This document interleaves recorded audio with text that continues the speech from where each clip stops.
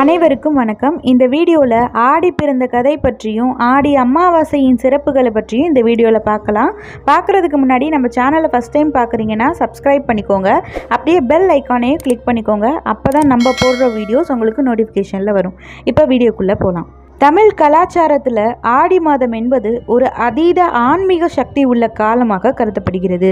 இது இயற்கையின் உச்ச சக்திகளுடன் மனித உறவுகளை இணைக்கும் ஒரு மாதமாக இருக்கு. ஜூலை ஆகஸ்ட் மாதங்களில் இடையே வரும் இந்த ஆடி மாதத்தில் தாய்மார்களுக்கு சமர்ப்பிக்கப்பட்ட பல்வேறு பூஜைகள், விரதங்கள் மற்றும் கொண்டாட்டங்கள் நடைபெறுகின்றன.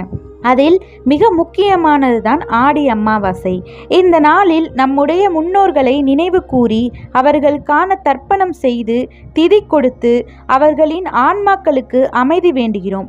இது ஒரு பக்கம் ஆன்மீக வழிபாடுகளுக்கும் மறுபக்கம் குடும்ப நலன் மற்றும் முன்னோர்களின் ஆசீர்வாதத்திற்கும் இணையாக இருப்பதனால்தான் ஆடி மாதம் மற்றும் அமாவாசை நாளுக்கு தமிழர்கள் வாழ்க்கையில் பெரும் இடம் உண்டு. இப்போது ஆடி பிறந்த கதையை பற்றி பார்க்கலாம். ஒரு நாள் பார்வதி தேவி சிவபெருமான் உண்மையிலே தன்னை நேசிக்கிறாரா இல்லையா என்பதை தெரிந்து கொள்ள விரும்பினாள். அதனால் தன்னுடைய தெய்வீக சக்தியை விட்டு பூமியில் ஒரு சாதாரண பெண்ணாக பிறக்க விரும்பினாள். அப்போதுதான் ஆடி மாதம் உருவானது. இந்த மாதம் ஒரு சக்தி மாதமாக கருதப்படுகிறது. இந்த மாதத்தில் பிறந்த பார்வதி தேவிக்கு பல சோதனைகள் வந்தன. ஆனாலும் அவள் மனம் அன்பாலும் நம்பிக்கையாலும் நிரம்பியிருந்தது.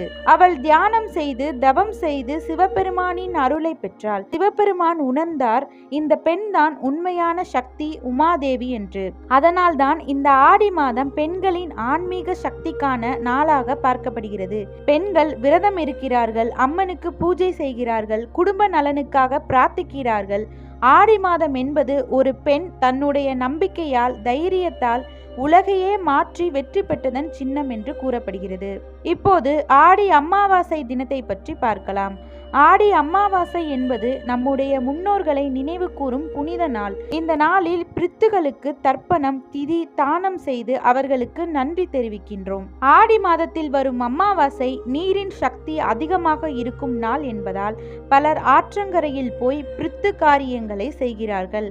முன்னோர்களின் ஆசீர்வாதம் இல்லாமல் வாழ்க்கை வெற்றி பெறாது என்பதனை நம் முன்னோர் நன்றாக அறிந்திருக்கிறார்கள். இந்த நாளில் உணவுகளை வழங்குவது, பசுக்களுக்கு தானம் செய்வது, எளிய விஷயங்களை செய்தாலும் கூட அதற்கு பல மடங்கு புண்ணியம் கிடைக்கும் என நம்பப்படுகிறது. இந்த நாளில் கோபம், சண்டை, பொய்ப்பேச்சு, தீங்கு நினைப்பது போன்றவை தவிர்க்கப்பட வேண்டும். ஆன்மீக சிந்தனையோடு நம்மை ஈர்க்காத பொருட்களிலிருந்து தள்ளி வைத்து மனதிலிருந்து நன்றி செலுத்தும் நாள் இது.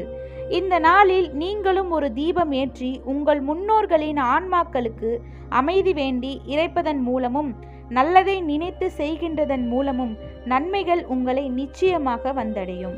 ஆடியில் வரும் அமாவாசை அம்மன் அருள் பொங்கும் நன்னாள், முன்னோர்களை தொழும் புனித நேரம், அன்பு, நன்றி சொல்வதற்கான சுபதினம். இந்த ஆடி பிறந்த கதையை பற்றியும் ஆடி அமாவாசை தினத்தினுடைய சிறப்புகளை பற்றியும் இந்த வீடியோவில் பார்த்துருக்கோம். உங்களுடைய கருத்துக்களை எங்களுக்கு கமெண்ட்ல தெரிவிங்க. நன்றி.